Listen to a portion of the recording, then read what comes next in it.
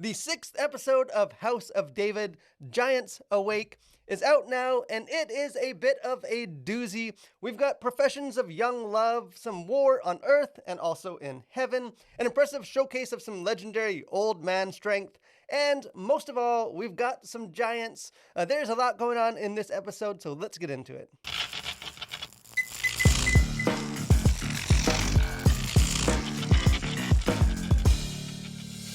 So to me, this is another really solid episode. I think there is like a brisker pace and like more spectacle than there has been in the last couple weeks. Although perhaps not as many like standouts. I think like quieter character moments. Although I do think like the conversation between Saul's two daughters in the throne room was a pretty good scene in that regard. We see David make a big decision to like leave the palace, but this is perhaps the least like David-centric episode of the entire series so far, because instead we got a return of the Philistines. I got some more drama with Saul and his court, and of course we've got some giants, but we'll get to them in just a second. So last week I gave a shout out to actor Ali Suleiman for just crushing it in the role of Saul, and I feel like I should give a similar kind of credit this week to actor Ethan Kai, who plays his son Jonathan. The character does feel, I think, a little bit underused so far. Like he's often around the action, but rarely like given a prominent role in it. But I think he has been really great in the screen time that he has had. And I do like how the show has established just like the difficult position that he finds himself in, with like the tension of loyalties between protecting his family and then also following his God, which will, I think, really come into play, further down the road, maybe in the next season. And I do think there's an argument to be made that he's actually been the most like noble and righteous character in the show so far, even more so than David. But let's not bury the lead here, because when you think of David in the Bible, you think of giants, and this week we finally got a hefty dose of giant action. Goliath, he was like briefly introduced several episodes ago, but this week he is fully unleashed, and he is pretty awesome. Now, the interesting thing about Goliath is, despite being like one of the most famous figures in the entire Bible, we don't actually know a whole lot about him. And a lot of what we think we do know actually comes from like artistic depictions or like ancient writings that are outside of the Bible itself, which I think makes sort of how this show approaches him interesting and perhaps somewhat controversial, since a lot of the inspiration and like narrative details seem to actually come from some like non-biblical sources. And I think, to be clear, like my interest so far has been to evaluate this show as a show and not just as like dramatized scripture. After all, this is like cinema and not a Bible study. But I think also, as a Christian, I do think it is interesting and like worth exploring how the series is adapting that biblical text. So let's do a little bit of a deep dive here and break this thing down. To me, this is the episode where the show, I think, for better or worse, depending on your opinion, somewhat departs from being a grounded historical epic and instead sort of fully embraces and kind of an epic fantasy vibe. Because we have a really cool like opening sequence that offers some very striking like visual spectacle with like the outcasted angels falling from the sky, which I just thought was a really fantastic like visual shot. I also love the way that the sequence like incorporated the sculptures and like the carvings in order to tell that story. And the episode begins with a voiceover from Orpah, who is the mother of the giants, who says, "It all began in the days of the great rebellion when the angels of heaven sought after the eternal throne." And I'll be honest that I'm not entirely sure what exactly this is referring to. And I may be totally wrong here, but the scene seems to almost like be conflating like the Great Rebellion when Satan was cast out of heaven, which is really the only like heavenly rebellion alluded to in the Bible, with sort of the later Genesis 6 narrative about angels like coming down and giving birth to the Nephilim. Although in scripture, those are two very different events separated by many years. But like either way, I think the voiceover then makes the remark, while some claim it as legend, others say it is true, a story passed down through the generations. And I may be reading like way too much into this, but I kind of took that quote to be a sort of like meta acknowledgement by the show that like, yes, we are entering into some like speculative territory of like myth and legend. Because whereas like last week's episode more or less like just invented wholly original material in order to fill in some of the narrative gaps like in the biblical text, much of the story this week is adapted from, I think, the apocryphal literature called the Book of Enoch. And while like a historical prophet named Enoch is referenced several times in scripture, the Book of Enoch has never been widely accepted within the Christian church as being authoritative scripture. And when you read it, you can kind of see why it was rejected, because it very much reads as a sort of fantastical fiction. I think more along the lines of something like Milton's Paradise Lost. And it does have some questionable theological elements that really don't align very well with Orthodox scripture. But its more fantastical narrative is perfect fodder for dramatic television. And so it is from, I think, the Book of Enoch that the show seems to get a lot of its information about this, heavenly rebellion. In fact, I believe that there are even some direct quotations from it, such as the introduction to the character named Sam Yaza, who is sort of the apparent leader of the fallen angels, and who I assume to be sort of the hunky, half-naked romance novel cover-looking angel from the opening of this episode. And by using sort of this lore and backstory, the show clearly establishes Goliath as being a Nephilim, which is sort of one of the offspring of the unholy union of the fallen angels and humans, which has always been a common assumption made by many Christians, even if the Bible itself never explicitly makes that connection. And in some Bible translations, Goliath is described as being over 9 feet tall, which is in line with I think how he appears here in the show. But in other earlier and perhaps better ancient manuscripts, his height is a little bit less fantastical and is closer to being around 6'6", which may not seem overly impressive to us.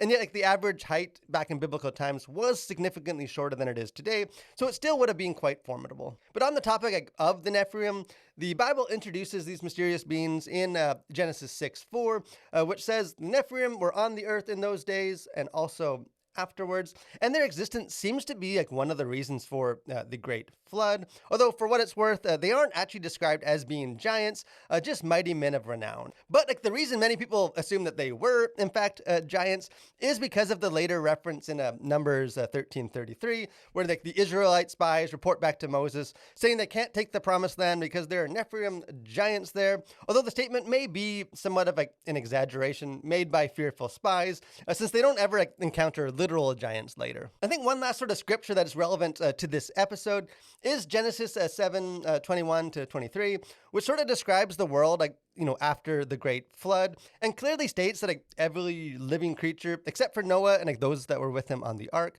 perished. So could there have been some Nephilim giants hiding out in a cave avoiding death? Perhaps, but to me, that sort of implies that God failed in his purpose for the flood, which is just a little bit problematic to me. But ultimately, no one really knows the truth. Kind of personally, based on how I read scripture, I have always seen Goliath as being a mortal man, kind of more Andre the Giant WWE wrestler big, rather than being some sort of demigod that would feel at home on the pages of a Percy Jackson novel.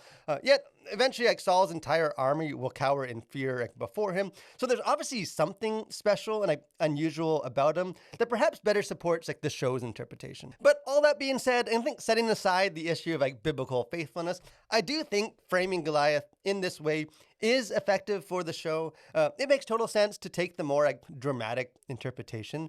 I think just from a cinematic perspective, it's also pretty awesome. I mean, who doesn't want to see a towering demigod giant boot some poor Philistine warrior, across the floor like a soccer ball? It's also interesting to me that the show is establishing Goliath as being a more tragic and almost sympathetic character than he is in scripture itself. And that's been one of the hallmarks of the entire show so far that I just continue to appreciate. And it's not morally gray in the same way as something like George R.R. Martin's Game of Thrones series, with a nihilistic sense that there is no good or evil. I think in House of David, there still is a very clear absolute sense of good and morality.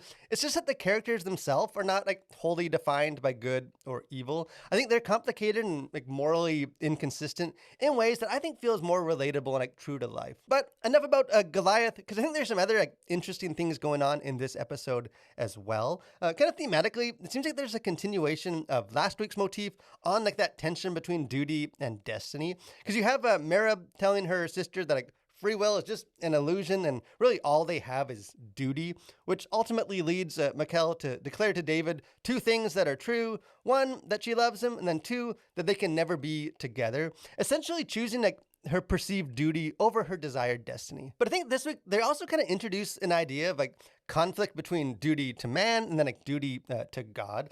And you see that with like this, the opening heavenly rebellion, with like the unholy merging or like bending of the created order, with the angels ultimately like rejecting their allegiance to God in order to satisfy their own like carnal and like earthly pleasures. And you also see it with Samuel and Jonathan on Mount Sinai. I think perhaps the best quote of this episode is when Samuel says to Jonathan, "The only curse is your father's unwillingness to release what is no longer his." And then at contrasting Saul's rebellion against God, Samuel asks Jonathan who he follows, his father or God, leading to a really great declaration of faith from Jonathan. And as a quick side note, I am really digging Stephen Lang in the role of Samuel. Like his quote about old man strength is great, and then like him using Jonathan's face to push himself up just made me chuckle. Although it does feel at times like the show is treating him almost like a wizard, which maybe contributes some to like sort of the epic fantasy vibe that the show seems to be adopting. I think it's also noteworthy that this is kind of one of the more like God-focused episodes in the series. It's kind of interesting to me that like for so long, faith-based entertainment felt like it was created by evangelists or pastors more than like storytellers and entertainers, and could just never go long without some sort of like forced sermonette. But like the House of David so far has almost taken the like, opposite approach, where God is very much being like in the background and like distant, because you have characters that will talk about God and like his will, but mostly in like an individualistic kind of sense of their own personal destiny, where God is being portrayed almost like an abstract force or like power, like akin to the Force in Star Wars, rather than being like a relational divine being. And that's still somewhat the case this week, but there just seemed to be a bit more like focus on God and religion. And I get that this is like a tricky dance for the show, to make it accessible to general audiences and not overly heavy-handed or preachy, while also like not downplaying the religious aspects that are, clearly essential to the story. So that's not necessarily a complaint for me just yet, just something I've been noticing. But finally, as I've been doing each week, I have a few kind of closing, quick, like, miscellaneous observations. First, a quick heat check on my boy Eliab. Admittedly, this wasn't his greatest showing. The jab at David being a curse was a little bit, I think, harsh. Although him stopping David from acting like a lovesick fool and trying to sneak around the palace at night to find the princess was 100% valid, so I'm still on board the Iliad hype train. Secondly, I mentioned last week that I felt like the show just needed a little bit more humor, and this week did have some more of it, particularly with the interaction between Samuel and Jonathan. And also, I'm not sure if it was like intentional or not, but I laughed at how the fourth, like kind of sleepy, dim-witted giant just totally misses the cue about giving the toast with his brothers and like puts his cup into the middle, like almost like awkwardly late. Finally, in last week's review, I shared like my gripe about the ending, which had David sitting on the throne, and I wasn't sure if like I would just be totally alone on that, and perhaps you guys are just being nice, but a lot of you guys seem to agree with me. So I was curious to see like, if this week would build, upon that moment at all, but it really doesn't. Although we do have Mikhail looking at the throne, assumedly inspired by seeing David sitting in it, and then saying that she is trying to see a future that can't be seen.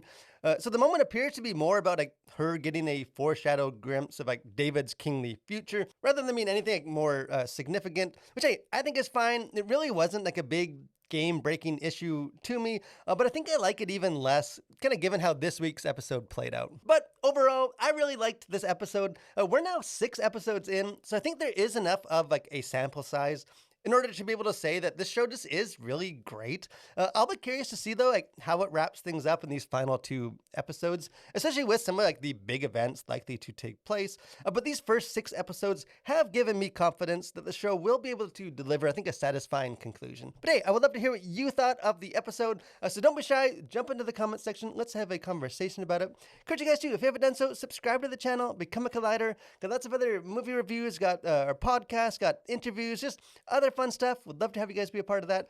But most of all, guys, thank you for watching. Stay safe and continue to collide through World for Christ.